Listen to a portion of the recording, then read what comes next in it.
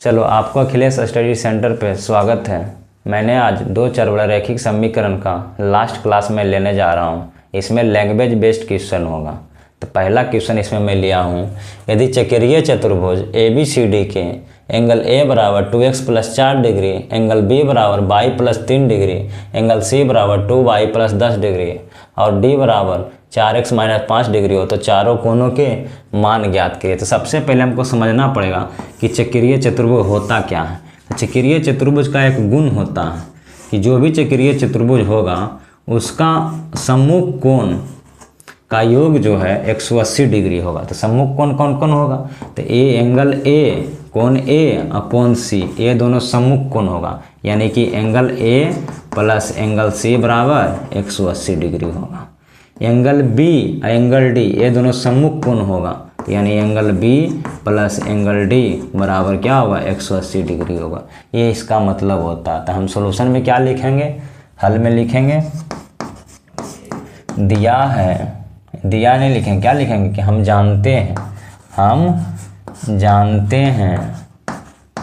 हम जानते हैं कि चक्रीय चतुर्भुज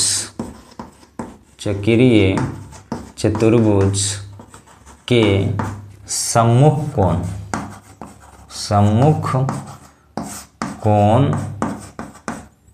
कोण का योग 180 डिग्री होता है, 180 डिग्री होता है।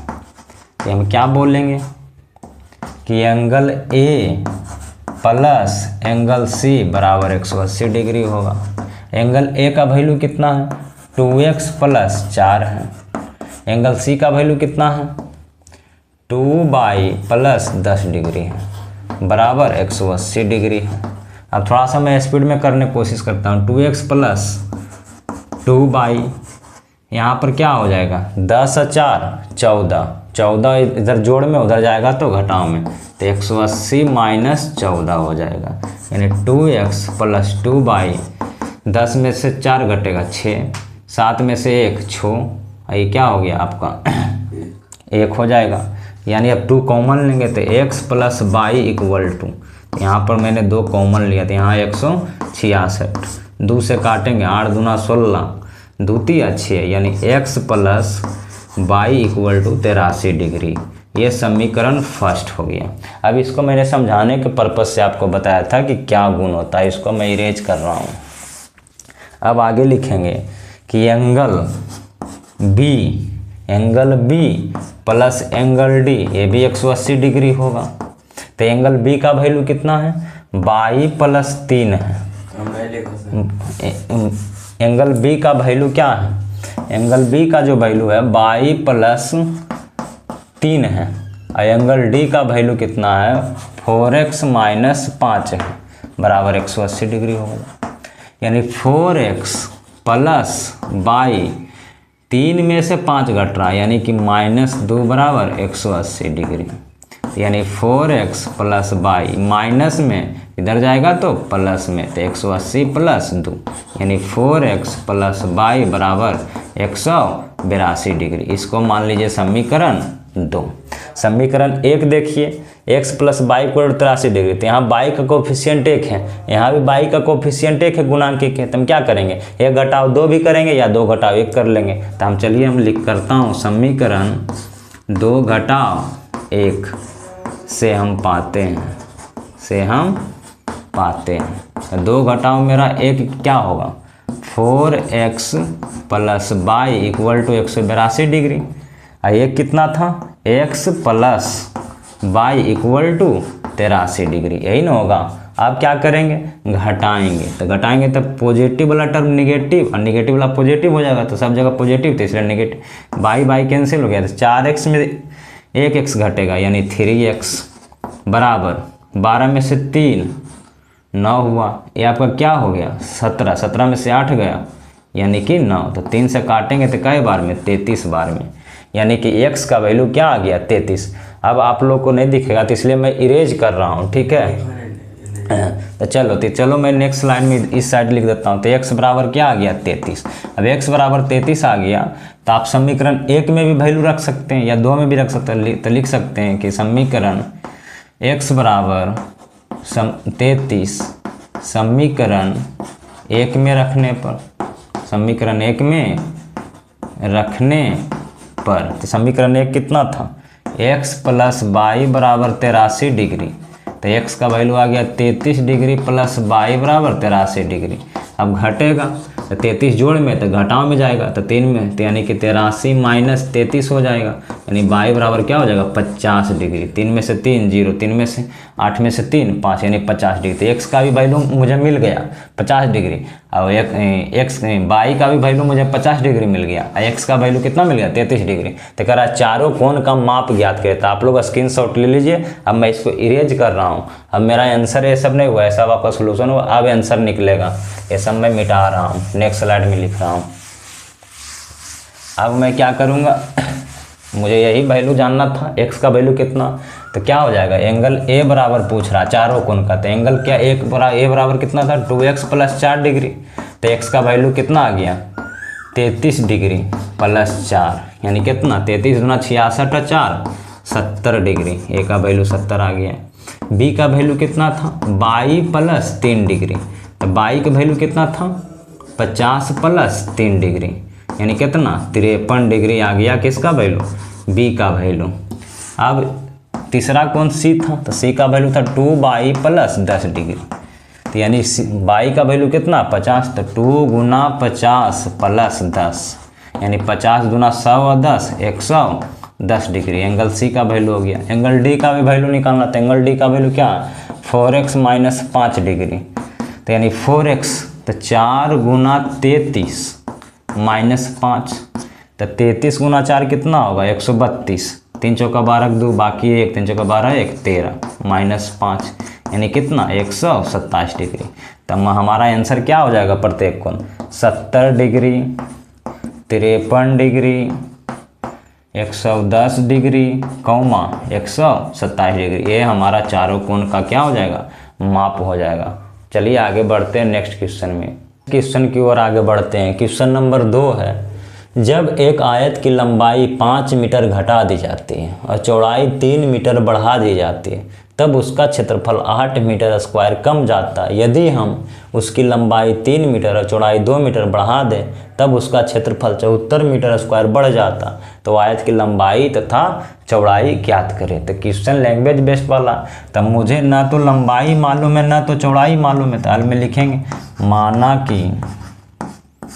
माना कि आयत की लंबाई बराबर x मीटर तथा चौड़ाई बराबर y मीटर। तो क्षेत्रफल क्या हो जाएगा, तो क्षेत्रफल हो जाएगा x गुना y, यानी x बाई मीटर स्क्वायर। अब प्रश्न से क्या कह रहा समझिएगा। प्रश्न से कह रहा है कि जब एक आयत की लंबाई 5 मीटर घटा देंगे, तो आयत की लंबाई x है, आयत की लंबाई जो है x है, तो 5 मीटर घटा देंगे तो x माइनस 5 हो जाएगा। चौड़ाई 3 मीटर बढ़ा देंगे तो y प्लस 3, तब उसका क्षेत्रफल 8 मीटर स्क्वायर कम जाता है, यानी कि पहले वाला बड़ा होगा क्षेत्रफल। तो लिखेंगे x बाई ये वाला क्षेत्रफल में क्या करेंगे 8 मीटर कम जाता है। तो कम जाने का मतलब कि जो अब जो क्षेत्रफल निकलेगा वो पहले वाला क्षेत्रफल से 8 कम होगा, तो घटाएंगे। तो यानी क्या है अब लंबाई हो जाएगा 5 बढ़ जाएगा, यानी x प्लस 5 हो जाएगा। चौड़ाई क्या हो रहा है 3 मीटर सॉरी लंबाई जो है 5 मीटर घटाया जाए, तो 5 मीटर घटाएंगे लंबाई तो x माइनस 5 हो जाएगा। चौड़ाई जो है 3 मीटर बढ़ा दिया जाता है, चौड़ाई कितना है y प्लस 3।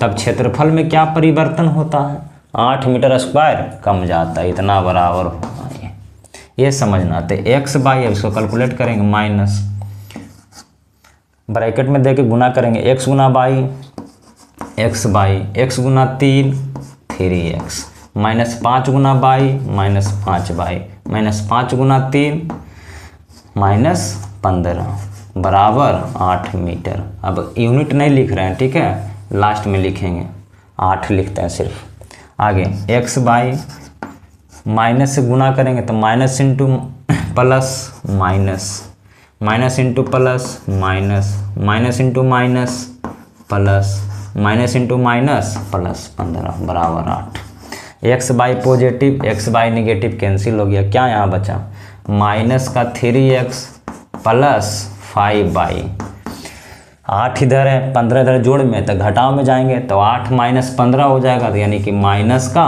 7। ये हो गया समीकरण फर्स्ट। अब आगे बढ़ते हैं, अब नेक्स्ट स्लाइड में आगे बढ़ते हैं। अब क्या कर रहा है, पुनः प्रश्न से कह रहा है कि यदि हम लंबाई 3 मीटर बढ़ाते हैं और चौड़ाई 2 मीटर चौड़ाई भी 2 मीटर बढ़ा देते हैं, यानी कि यदि हम उसकी लंबाई 3 मीटर और चौड़ाई 2 मीटर बढ़ा देते हैं, यानी दोनों को बढ़ा देते हैं, तब उसका क्षेत्रफल जो है 74 मीटर स्क्वायर बढ़ जाता है। तब आयत की लंबाई और चौड़ाई तो बढ़ा देंगे तो यानी कितना हो जाएगा, तो यानी पहले कितना था लंबाई x था, तो लंबाई में 3 की वृद्धि हुआ, तो यानी x प्लस 3 लिखेंगे। गुना क्षेत्रफल का बात है तो गुना करेंगे, आयत का क्षेत्रफल लंबाई गुना चौड़ाई, और चौड़ाई कितना बढ़ाया गया 2, तो यानी बाई प्लस 2। अब इसमें घटा देंगे पुराने वाले क्षेत्रफल, यानी ये एक्स बाई, तब ना क्या होगा बढ़ गया, तो बढ़ गया ये बड़ा होगा ये छोटा होगा, तो कितना का बढ़ गया। बढ़ना घटना का मतलब होता है डिफरेंस, बड़ा में छोटा, तो कितना का अंतर आया 74 का। अब इसको कैलकुलेट करेंगे, x Guna by x by, x Guna 2x, 3 Guna by 3 by, 3 Guna 2 6 minus x by बराबर 74। X by negative x by positive cancel, यहाँ क्या बचा 2x plus 3 by 6, left side में जोड़ में उधर जाएगा तो घटाव में, यानी 6 घटेगा 74 में जाके, तो यानी कि 68। ये हो गया समीकरण 2। अब क्या करेंगे, दोनों को कोफिशिएंट देखिए, दोनों कोफिशिएंट को सेम कीजिए। तो आप ये भी कर सकते हैं कि इसका कोफिशिएंट 5 को इसमें गुना कीजिए, इसमें 3 कीजिए, या दूसरा उपाय ये भी है कि आप यहाँ पर कोफिशिएंट x का -3 है, यहाँ पर x का कोफिशिएंट 2 है, तो आप क्या कीजिए दोनों को 6 बना लीजिए और जोड़ देंगे, तो यानी इसको हम 2 से मल्टीप्लाई करते हैं तो 6 हो जाएगा, इसको हम 3 से मल्टीप्लाई करेंगे तो 6 हो जाएगा, और दोनों क्या करेंगे जोड़ देंगे। तो क्या लिखेंगे कि समीकरण 1 को मैंने 2 से गुना किया और 2 को मैंने 3 से गुना करके क्या किया मैं जोड़ रहा हूँ, जोड़ने से हम पाते हैं,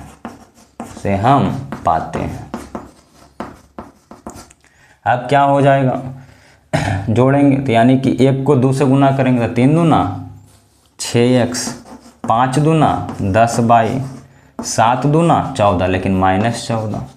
अब क्या करना 3 से इसको गुना था 3 दूना 6x, 3 तिया 9 बाई और 68 तिया 3 गुना करना 3 8 24 के 4 बाकी 2 6 तिया 18 2 20, यानी 204। क्या हो जाएगा 204। क्या करना है जोड़ना है, तो जब हम जोड़ेंगे दोनों इक्वेशन को तो सिंबल में साइन में कोई चेंज नहीं होगा, जो से रहेगा वही हो जाएगा, यानी 6 माइनस में है या प्लस में, यानी कैंसिल हो गया। 10 बाई प्लस 9 बाई, क्योंकि मैं ऐड कर रहा हूँ तो 19 बाई बराबर 204 में से 14 घट रहा तो कितना आएगा 190, और 19 से कटेगा कितना बार में 10 बार में, यानी बाई का वैल्यू 10 आ गया। अब बाई का वैल्यू 10 आ गया तो किसी में भी रख सकते हैं, समीकरण 1 में रख दीजिए या समीकरण 2 में रख दीजिए, आपका आंसर क्या आ जाएगा x का वैल्यू निकल जाएगा। चलिए आप मेरा बोर्ड पे नहीं दिखेगा तो मैंने इसको इरेज कर रहा है, आप लोग यहाँ तक के स्क्रीनशॉट ले लीजिए। अब मैं मिटा रहा हूँ, अब मैं लिखूँगा कि y बराबर समीकरण 1 मेरा ये है, तो लिखेंगे y बराबर 10 समीकरण 1 में रखने पर, 1 में रखने पर, तो 1 मेरा देखो इसीलिए मैं इसको जान के नहीं मिटाया था कि मिटा देंगे तो फिर पता नहीं चलेगा। तो 1 मेरा क्या -3x प्लस 5 बाई बराबर -7 था, ये ना था समीकरण 1। अब इसको मिटा दे रहा हूँ। अब बाई के वैल्यू रखिए 10, यानी -3 गुना x 5 गुना 10 बराबर -7, तो -3x प्लस 50 बराबर -7, -3x 50 इधर जोड़ में तो उधर जाएगा घटाव में, यानी -7 और -50। तो -3x बराबर माइनस का 57, माइनस माइनस कट जाएगा, 3 से काटेंगे कई बार में, 19 बार में, तो x का वैल्यू क्या आ गया 19। x का भी वैल्यू मालूम हो गया, अब y के भी वैल्यू मालूम हो गया। तो क्या हमको पूछा गया था कि आयत का लंबाई बताओ, आयत का चौड़ाई बताओ। मैंने क्या माना था कि आयत का लंबाई x माना था, x मीटर, अब चौड़ाई माना था y बराबर y माना था, तो y का वैल्यू आ गया 10, तो लिख देंगे। अतः अब मैं फाइनल सबको मैं बोर्ड को इरेज कर रहा हूँ इस साइड। अब मैं फाइनल लिख दूंगा आंसर में, अतः आयत की लंबाई बराबर 19 मीटर और चौड़ाई बराबर कितना 10 मीटर। यही हमसे पूछा जा रहा था सवाल में, तो ये हमारा क्या हो जाएगा फाइनल आंसर हो जाएगा। ये नेक्स्ट क्वेश्चन में चलते हैं, क्वेश्चन नंबर 3। आज मैं बड़ा क्वेश्चन लिया हूँ थोड़ा सा, तो इसलिए आप लोग वीडियो को स्किप करके ना देखिएगा, ध्यानपूर्वक देखिएगा, तो आपको अच्छे अच्छे क्वेश्चन आज के क्लास में आपको सीखने को मिलेगा। चलिए क्वेश्चन नंबर 3 में आता हूँ, ध्यान दीजिएगा इधर। एक राजमार्ग पर दो स्थान ए और बी एक दूसरे से 80 मीटर की दूरी पर है। माने एक राजमार्ग है ए और बी, यहाँ पे पॉइंट ए है, यहाँ बी है, ये दोनों की जो लंबाई है 80 मीटर की दूरी पर है। कह रहा है कि एक राजमार्ग जो है, रास्ता जो है राजमार्ग पर दो स्थान ए और बी एक दूसरे से 80 मीटर की दूरी पर है। एक कार ए से, माने एक कार यहाँ पे समझिए क्वेश्चन, ए से और दूसरी कार बी से एक ही समय चलना शुरू करते हैं। माने समय दोनों का फिक्स है, एक ही समय दोनों स्टार्ट करता है। लेकिन यदि वे एक ही दिशा में चले, माने बी भी इस दिशा में चले और ए भी इस दिशा में, इसी डायरेक्शन में ए भी चले, इसी डायरेक्शन में बी भी चले, तब जो है 8 घंटे पश्चात एक दूसरे से मिलते हैं। तब जो है ए और बी का मिलन जो है 8 घंटे बाद होता है। लेकिन जब बी से और ए से कार जो है अपोजिट डायरेक्शन में चले, माने विपरीत दिशा में चले, तो एक दिशा में चलेगा तब 8 घंटा में मिलेगा। लेकिन जब विपरीत दिशा में चलेगा, इसका मतलब हुआ कि कार बी से, यहाँ का बी से एक कार चलता है, इधर भी एक कार ए से एक कार चलता है, तब जो है ये दोनों का मिलन जो है 1 घंटा 20 मिनट में हो जाता है। तो बताइए दोनों कार की चाल क्या है। मैंने कारों की चाल बताई, मैंने दोनों कारों की चाल, मैंने ए कितना का स्पीड से चल रहा है, बी कितना का स्पीड से चल रहा है। तो आपको सबसे पहले इसमें समझना होगा। तो ये मैंने आपको फिगर में समझाया, अभी इसको मैं इरेज कर रहा हूँ, ठीक है, क्योंकि मेरे पास उतना स्पेस अभी नहीं है बोर्ड पे। तो आप लोग को मैं समझा दिया। तो यहाँ पर लिखेंगे मैं हल में माना कि पहला जो भी लिखिए, माना कि पहला कार की चाल x किलोमीटर प्रति घंटा मैंने माना। दूसरी कार की चाल मानिए, दूसरी कार की चाल 22 किलोमीटर प्रति घंटा। अब कुल दूरी कितना है, कुल दूरी जो है ए से बी की कुल दूरी अभी मैंने समझाया था, कुल दूरी जो है कितना क्वेश्चन में 80 किलोमीटर है। क्वेश्चन में क्या है किलोमीटर, 80 मीटर नहीं होगा, किलोमीटर होगा, ठीक है। तो यहाँ पर है 80 किलोमीटर, 80 किलोमीटर है एक दूसरे की बीच की दूरी। अब क्या होगा, एक ही डायरेक्शन में जाएगा तो चाल इसका क्या हो जाएगा, चेंज हो जाएगा। एक ही डायरेक्शन में जाएगा तो चाल इसका क्या हो जाएगा, चेंज हो जाएगा। तो चेंज क्या होगा ये पहले समझिए। तो यानी एक ही दिशा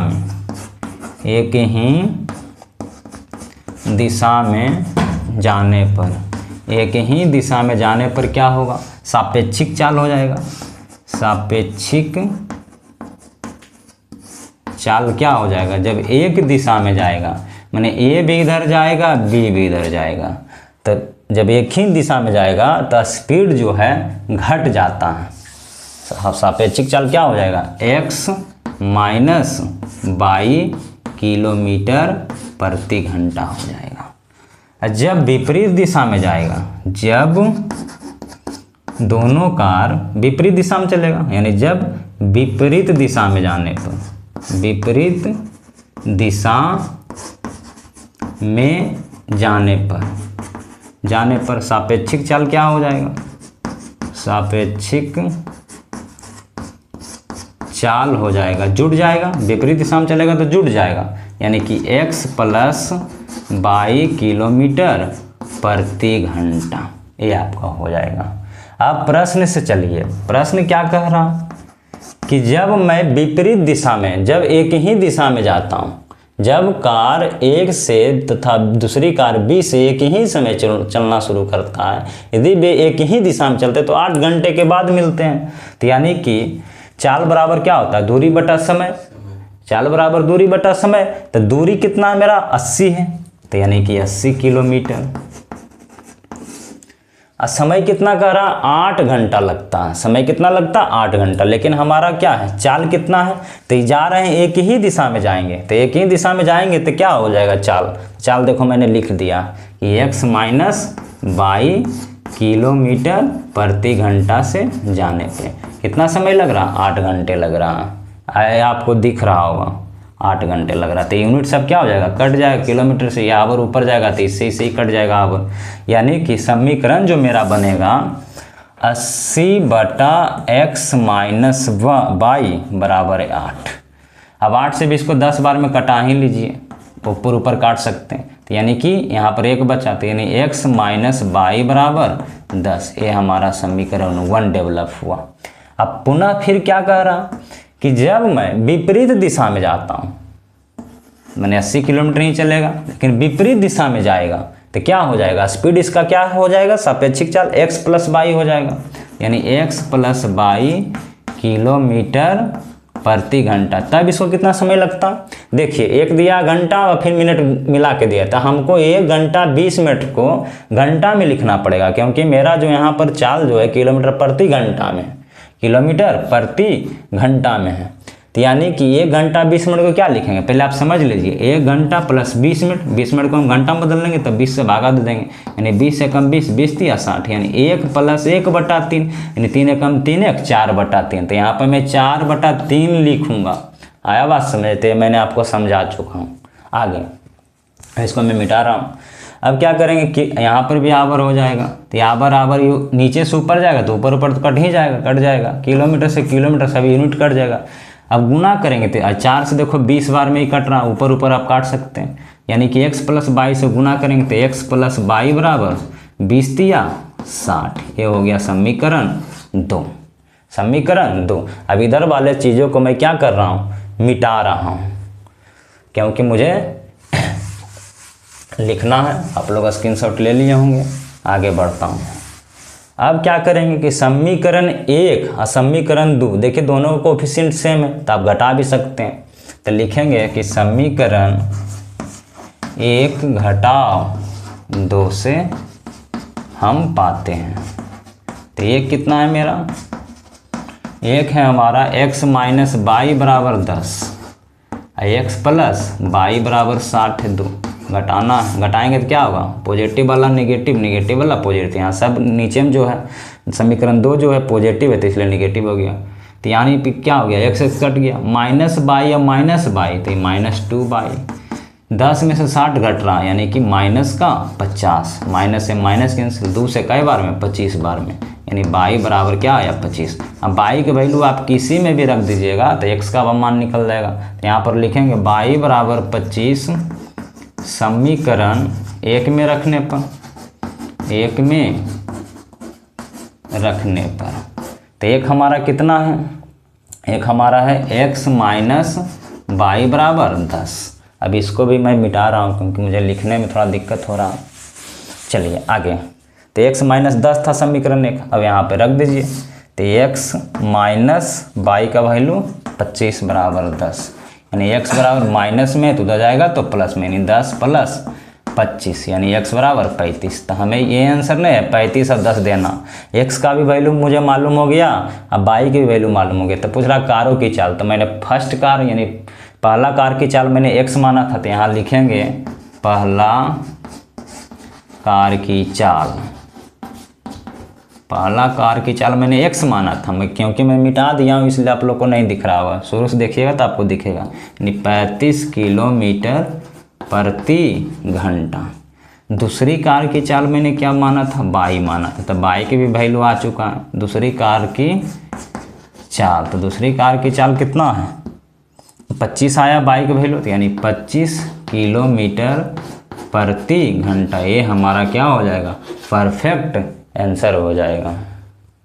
नेक्स्ट क्वेश्चन में आगे बढ़ते हैं। Question number 4। एक नाव, अभी मैं नाव और धारा वाला क्वेश्चन ले आऊँ, तो एक नाव धारा के प्रतिकूल 16 किलोमीटर तथा धारा के अनुकूल 24 किलोमीटर 6 घंटे में जाता है, और यह नाव धारा के प्रतिकूल 12 किलोमीटर तथा धारा के अनुकूल 36 किलोमीटर की दूरी उतना ही समय में तय करता है। उतना ही समय का मतलब 6वें घंटा में तय करता है। तो शांत जल में नाव की चाल तथा धारा की चाल ज्ञात करिए। तो दो चीज़ हमें ज्ञात करने का रहता है, एक x मान लेंगे, एक y मान लेंगे। चलिए मैं लिखता हूँ। हल में माना कि शांत जल में, माना कि शांत जल में नाव की चाल, शांत जल में नाव के चाल, नाव की चाल मैं मान लेता हूँ x किलोमीटर प्रति घंटा, और धारा की चाल तथा धारा की चाल मैं मान लेता हूँ 22 किलोमीटर प्रति घंटा। अब धारा के प्रतिकूल चाल, नाव की जो है धारा के प्रतिकूल, धारा के प्रतिकूल का मतलब क्या होता कि जैसे मेरा नाव x किलोमीटर के स्पीड से चल रहा है, हम धारा के विपरीत दिशा में जाएंगे, उसी को बोलते हैं प्रतिकूल बोलते हैं, माने विपरीत डायरेक्शन में जाएंगे। तो मेरा नाव की चाल 10 किलोमीटर प्रति घंटा, और धारा की चाल मान लीजिए 2 किलोमीटर प्रति घंटा, और जब हम उसका प्रतिकूल जाएंगे तो मेरा जो नाव है वो 10 के स्पीड से नहीं जाएगा, 10 - 2 हो जाएगा। माने मेरा स्पीड को क्या करेगा, धारा खींच लेगा अपनी ओर, तो यानी स्पीड जो है मेरा कम जाएगा। अब जब धारा के अनुकूल नाव चलेगा तो 10 के स्पीड से नाव जा रहा है स्पीड से, 2 किलोमीटर धारा की चाल है, तो दोनों धारा की चाल और नाव की चाल क्या हो जाएगा, जुड़ जाएगा। यानी क्यों जुटेगा, क्योंकि नाव का चाल जो है बढ़ जाएगा, 10 अपना है और 2 उसको फोर्स लगाएगा, ढकेलेगा, कौन, धारा। कब, अनुकूल जाने पर, तो उसका चाल हो जाएगा 12 किलोमीटर प्रति घंटा। 30 क्वेश्चन में यही कॉन्सेप्ट है और कुछ नहीं है, नया नहीं। तो धारा के प्रतिकूल जाने पर नाव की चाल, धारा के प्रतिकूल नाव की चाल, तो प्रतिकूल जाएंगे तो क्या हो जाएगा, x - y किलोमीटर प्रति घंटा हो जाएगा। और जब धारा के अनुकूल जाएंगे, धारा के अनुकूल का मतलब होता है धारा की ही दिशा में जाएंगे नाव को लेकर के, धारा के अनुकूल नाव की चाल, नाव की चाल क्या हो जाएगा, बढ़ जाएगा, क्योंकि नाव की चाल x है और धारा भी उसको ढकेलेगा, फोर्स लगाएगा, यानी y हो जाएगा, यानी x + y किलोमीटर प्रति घंटा। अब प्रश्न से क्या कह रहा है, यही आपको समझना है मेन चीज़। तो प्रश्न से कह रहा है कि 16 किलोमीटर जाता है धारा के अनुकूल, तो 16 किलोमीटर जाता है धारा के अनुकूल, तो इसका चाल, इसका क्या हो जाएगा, समय क्या हो जाएगा, समय होता है दूरी बटा चाल, तो दूरी हो गया, और चाल क्या, धारा के अनुकूल जाता है, तो अनुकूल वाला चाल देखो यहाँ है, तो यानी 16 बटा x + y। अब क्या करा, 24 किलोमीटर 16 किलोमीटर प्रतिकूल जाता है, सॉरी मैंने गलती लिख दिया, प्रतिकूल जाता है, 16 किलोमीटर प्रतिकूल जाता है, तो प्रतिकूल में क्या हो जाएगा, घटेगा, माने x - आप प्रतिकूल वाला चाल लिखेंगे x - y।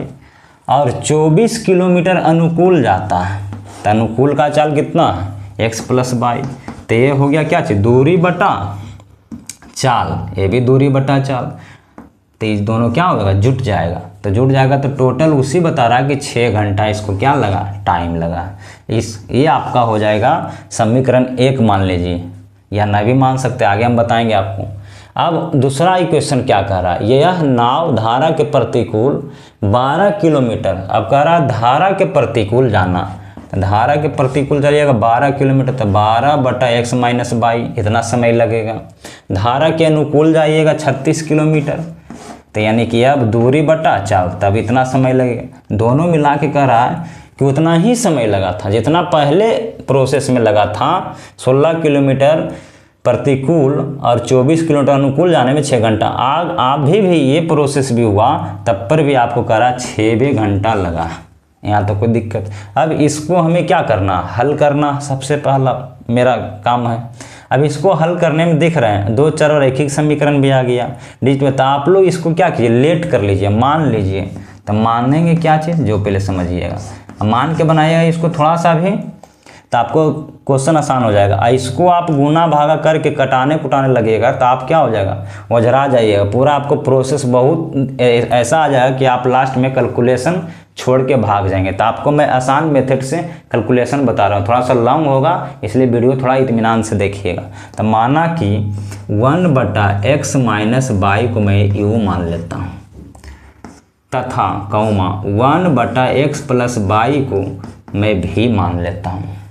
अब क्या होगा जब ऐसा मैं मान लूँगा तो अब होगा 16 1/x - y है ना जी, तो यानी 1/x - u को मान लिया तो 16u हो गया, प्लस 1/x + y को मैंने भी मान लिया तो प्लस 24 भी हो गया, बराबर 6। इसको मानिए आप समीकरण 1, इसको मान लीजिएगा तो फिर आपको समीकरण 3 मानना पड़ेगा उसको। तो एक ही चीज़ को क्यों करते रहे। अब इसको देखिए तो यानी 12u हो जाएगा, ये क्या हो जाएगा 36 भी हो जाएगा, इक्वल टू 6। ये आपका हो जाएगा समीकरण 2। अब दोनों को क्या करना है, दोनों को मैच कराना है। तो इसको ये दोनों को आप क्या कीजिए, कोफिशिएंट को सेम कीजिए। तो कोफिशिएंट कैसे सेम होगा, तब आपको मैं शुरू वाला लेक्चर में बताया था। तो बहुत सारे टीचर बताते हैं कि इसका वाला गुना इसमें कर दो, इसका वाला गुना इसमें कर दो, वैसे हो जाएगा सॉल्व। लेकिन इतना बड़ा नंबर अभी ये है, फिर इसको करेंगे 12 से, इसको करेंगे 16 से, तो और कैलकुलेशन आपका बढ़ जाएगा। तो आपको मैंने उस दिन समझाया था कि इसका रीजन क्या है। तो आप 16 12 का एलसीएम क्या होता, 48 होता। तो आप दिमाग लगाइए कि 48 कैसे बने। तो पहला इक्वेशन को मैं 3 से गुना करूंगा और दूसरा को मैं 4 से गुना करूंगा तो 48 बन जाएगा। उसके बाद घटा देंगे, यानी कि पहला को मैं 3 से गुना कर रहा हूँ और दूसरा को मैंने किससे गुना कर रहा हूँ 4 से। उसके बाद घटाएंगे तभी लिखेंगे। इस समीकरण 1 को मैंने 3 से गुना किया और समीकरण 2 को मैंने 4 से गुना किया, उसके बाद घटाया। तो घटा करके करेंगे तो क्या होगा, 16 48u प्लस 24 72 भी बराबर 6 18। 4 से इसको गुना करेंगे तो बर चौका 48u, 36 चौका 144 भी हो जाएगा, बराबर 6 चौका 24। एक बार मैं देखते भी जाऊँगी गलती नहीं हुआ।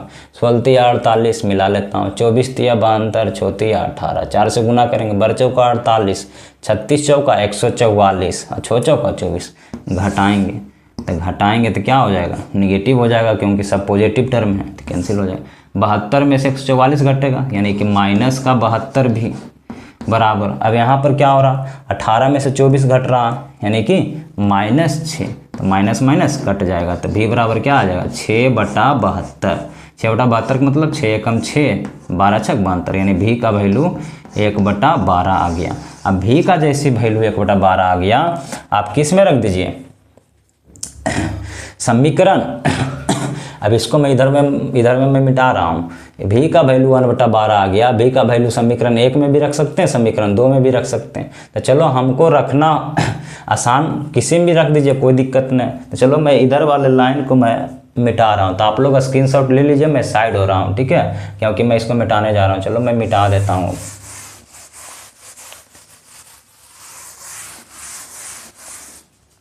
अब मैं मिटा रहा हूँ। अब मैं मिटाऊंगा तो क्या आ गया मेरा, बताओ।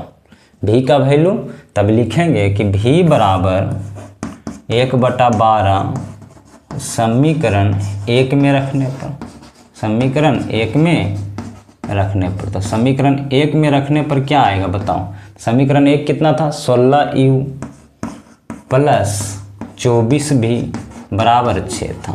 तो 16u प्लस 24 भी का वैल्यू 1/12 बराबर 6, तो 12 दूनी 24, यानी 16u + 2 बराबर 6, यानी 16u 6, 2 इधर घटेगा जाकर के नहीं 4 हो जाएगा, यानी u का वैल्यू क्या आ जाएगा 4/16, यानी 4 एकम 4, 4 चौका 16, तो u का वैल्यू कितना आ गया 1/4, 1/4 आ गया। अब u क्या था आपने हम माने थे उस समय, माने थे ना u का वैल्यू, u किसको माने थे 1/x माइनस u मेरा ये न था क्या था u को मैंने क्या माना था, अब ध्यान दीजिए x माइनस बाई को मैंने u माना था, तो x माइनस बाई बराबर u मैंने माना था, तो इसको u लिखेंगे क्योंकि मैं बोर्ड को मिटा दिया हूँ जिसलिए आपको नहीं समझ में आ रहा। 1/x माइनस बाई को मैंने u माना था, तो u का वैल्यू कितना आ गया बताइए 1/4 आ गया, यानी कि x minus by cross multiply करेंगे तो 4 आ गया। ये हो गया समीकरण आपका 3 जनरेट हो गया। अब मैं इसको मिटा रहा हूँ, ठीक है, आप लोग स्क्रीनशॉट ले लीजिए। अब x minus by equal to 4 आ गया। अब v को मैंने क्या माना था 1/x प्लस बाई को मैंने क्या माना था v माना था। अब v का भी वैल्यू देखो मिल चुका है, तो 1/x प्लस बाई बराबर v का वैल्यू 1/12, यानी क्रॉस मल्टीप्लाएंगे तो x प्लस बाई बराबर 12। ये हमारा समीकरण 4th मिलेगा। अब 3/4 को जब मैं हल करूँगा तब मुझे x बाई का वैल्यू मिलेगा, ठीक है, तब मैं इसको भी साफ कर रहा हूँ। अब मैं 3, 4 को मैं हल करूँगा तो x बाई का वैल्यू मुझे मिल जाएगा। तो क्या करेंगे, दोनों अब देखिए x प्लस बाई बराबर 12, x माइनस दोनों का कोफिशिएंट सेम है, तो क्या करेंगे जोड़ देता हूँ मैं, तो यहाँ लिखेंगे समीकरण 3 + 4 से, तो 3 कितना है x माइनस बाई बराबर 4, x प्लस बाई बराबर 12, जोड़ देता हूँ, जोड़ेंगे तो कुछ चेंज नहीं होगा, जाऊँ के त्यों रहेगा तो कट जाएगा, यानी 2x 12 4 16, यानी x बराबर 16/2 यानी 8। x बराबर जैसे 8 आया, अब क्या करेंगे कोई भी समीकरण में रख लीजिए 3 या 4 में, तो यहाँ लिखेंगे कि x बराबर 8 समीकरण 3 में रखने पर, 3 में रखने पर, तो 3 कितना है मेरा x प्लस बाई बराबर 12, तो x बराबर 8 प्लस बाई बराबर 12, तो बाई बराबर 8 घटेगा जाके, तो यानी 4 आ गया, तो बाई बराबर 4 आ गया, x बराबर 8। यही ना मैंने माना कि शांत जल में नाव की चाल x और धारा की चाल बाई। तब मैं फाइनल आंसर क्या लिखूँगा, अब मैं मिटा के बोर्ड को मैं साफ़ कर रहा हूँ, उसके बाद मैं फाइनल आपको आंसर लिख देता हूँ। तो यही मुझे निकालना था, क्या आ गया शांत जल में नाव की चाल x माना था, तो x का वैल्यू कितना आया 8, यानी कि 8 किलोमीटर प्रति घंटा। और धारा की चाल मैंने क्या माना था बाई माना था, धारा की चाल। तो इसको सोल्व करना थोड़ा सा डिफ़िकल्ट है, इसलिए आपको 2 बोर्ड में सोल्व हो पाया। तो आप लोग ध्यान से देखिएगा वीडियो, तो आप भी इस क्वेश्चन को सोल्व करने सीख जाइएगा। तो बाई के वैल्यू कितना आया 4, तो यानी 4 किलोमीटर प्रति घंटा मेरा ये क्या हो जाएगा फाइनल आंसर हो जाएगा।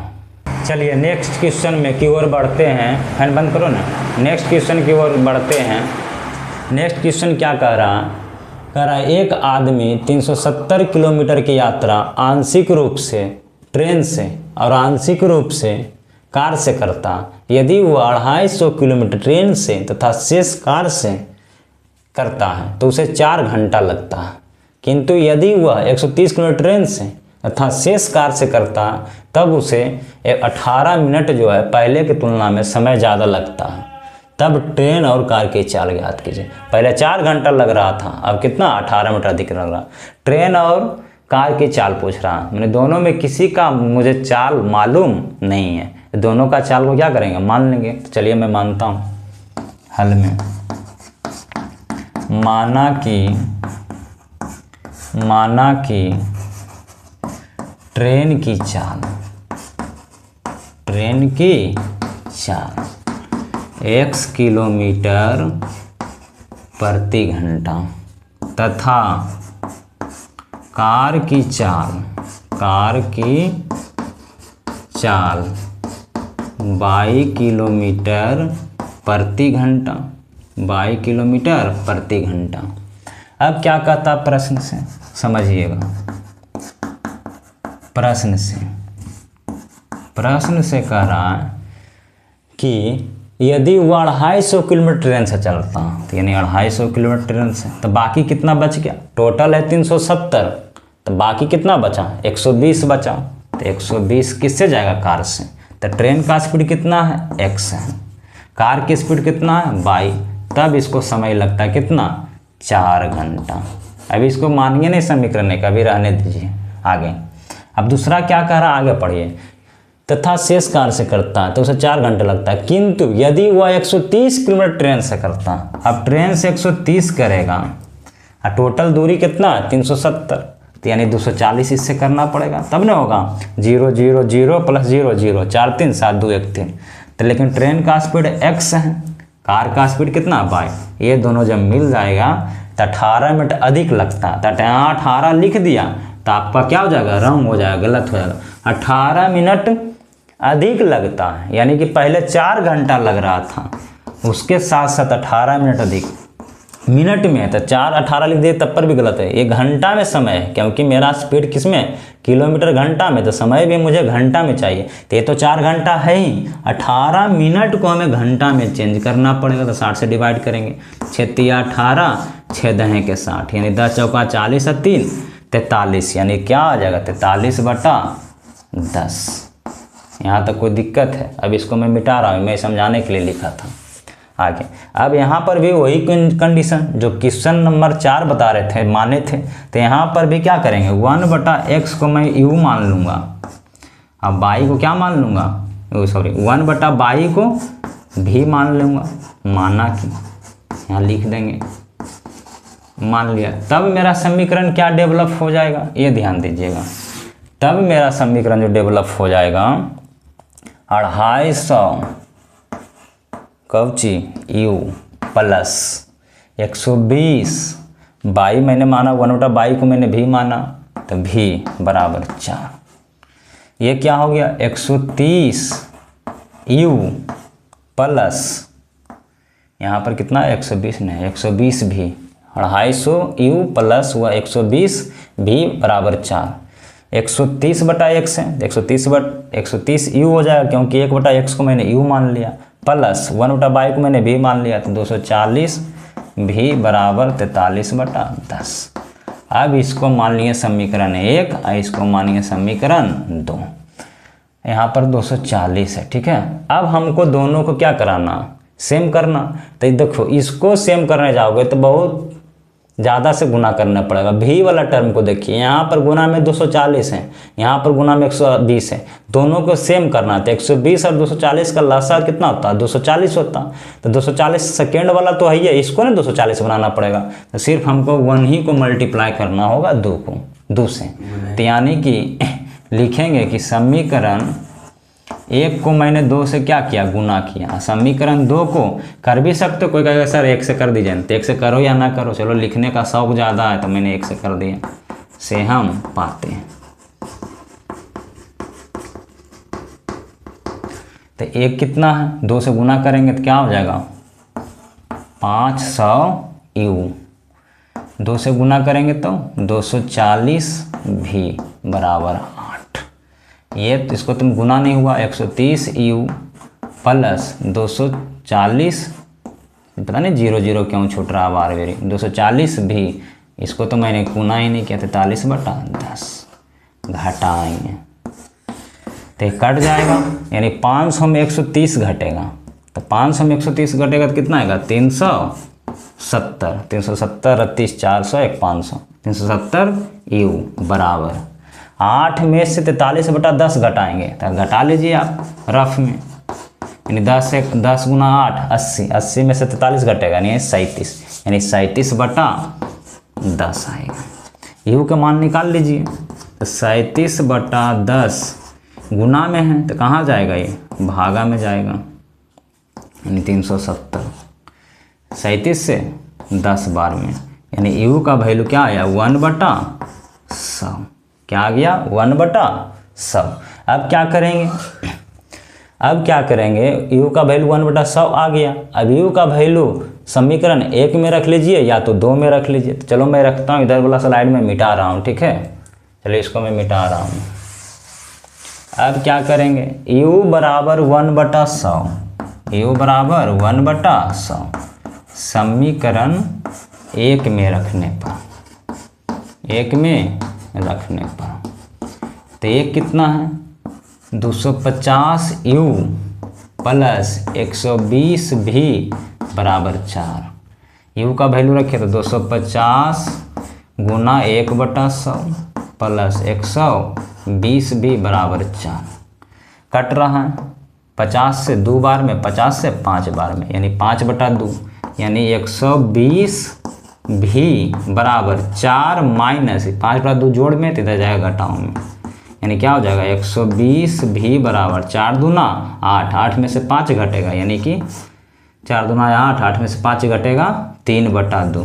भी का वैल्यू क्या हो जाएगा 3/2, गुना में है तो भाग में जाएगा, यानी नीचे की ओर, यानी कि नोमिनेटर में तो डिनोमिनेटर में जाएगा। तो 3 से कितना बार में 40 बार में, यानी भी का वैल्यू कितना आया 1/80। ये मेरा आंसर नहीं हुआ। मैंने अब क्या माना था ये याद कीजिए।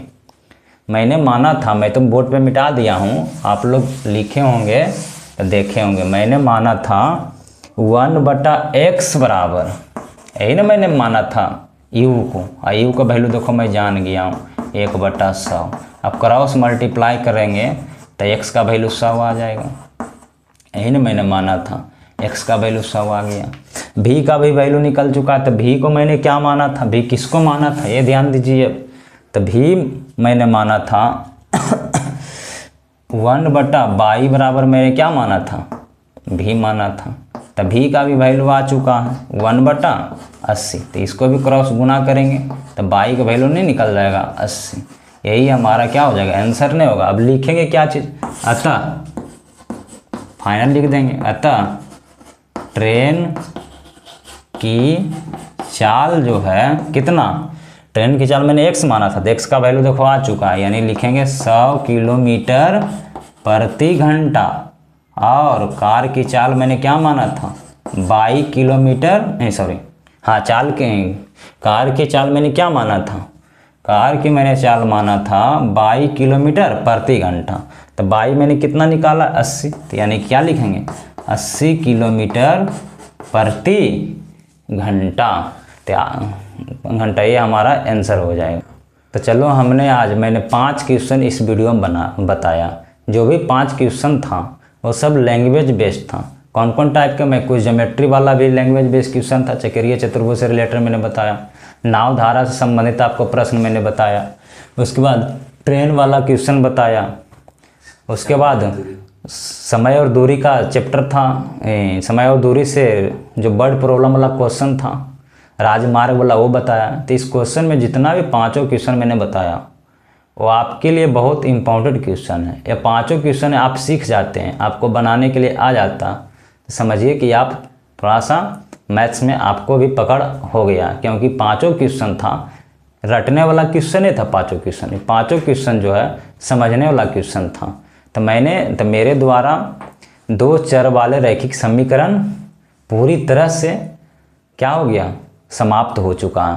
तो अब आपको नेक्स्ट जो वीडियो मिलेगा क्वाड्रेटिक इक्वेशन 2 चर वाले रैखिक समीकरण का मिलेगा। तो आपको लगा कि सर एक ही वीडियो में 2 चर वाले रैखिक समीकरण समाप्त। तो जो बच्चे नए जुड़े हैं उनको अभी पता नहीं चल रहा होगा कि इस जो है शुरू से मैंने अखिलेश स्टडी सेंटर पे मेरा 3-4 वीडियो डल चुका है। यह हमारा लास्ट वीडियो था, आखिरी वीडियो 2 चर वाले रैखिक समीकरण में। तो तब तक के लिए आपको कुछ भी प्रॉब्लम आया है वीडियो में समझने में, कुछ भी दिक्कत आया है तो आप कमेंट करके पूछ सकते हैं। मैं बीच बीच में नहीं बोलते रहता, मेरा चैनल सब्सक्राइब कर दो, लाइक कर दो, ऐसा नहीं। सबसे बड़ी इंपॉर्टेंट बात है कि आप पढ़ाई अच्छे से कर रहे हैं कि नहीं, सबसे बड़ा बात ये है। तो आप लोग को क्या करना है, यदि आपको हमारी पढ़ाई मेहनत पसंद आया है तो आप लोग लाइक कर लीजिए, सब्सक्राइब कर लीजिए। सब्सक्राइब कीजिएगा तो आप ही को ही फ़ायदा होगा, क्योंकि तुरंत जैसी वीडियो डलेगा अखिलेश स्टडी सेंटर पे आपके पास तुरंत नोटिफिकेशन चला जाएगा। आप उसको अच्छी तरह से देखिए कोई वीडियो देखते हैं तो आप स्किप करके एजुकेशन वीडियो देखने का चीज़ नहीं है, क्योंकि एजुकेशन कोई रील नहीं है।